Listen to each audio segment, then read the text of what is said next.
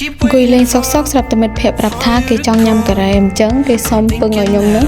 ជូនគេទៅទិញការ៉េមអញ្ចឹងមិនចាំយូរពួកយើងក៏ចេញដំណើរទៅតែម្ដង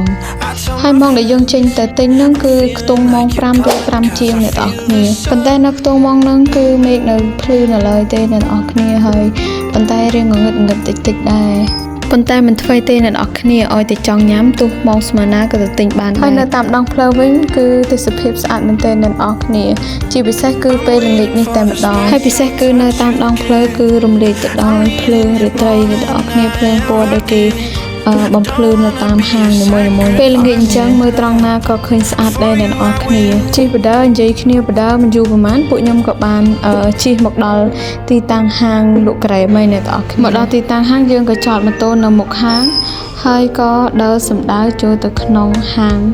ដើម្បីទិញការ៉េមតែម្ដងពេលចូលទៅដល់ខាងក្នុងគឺមានមនុស្សឈរចាំជាច្រើនអ្នកនរគ្នាម្លងពេលដែលយើងឈរចាំហ្នឹងគឺយើងអាចមើលម៉នុយតម្លៃនៃការ៉េមបានអ្នកនរគ្នាក្នុងតម្លៃគឺអាចមាន2000 3000 4000ទៅ5000អ្នកនរគ្នាទៅតាមប្រភេទការ៉េមហើយនឹងភេទជ្ជៈអីផ្សេងអ្នកនរគ្នាការ៉េមគុជខ្មៅកែវតូចអ្នកនរគ្នាតម្លៃតែ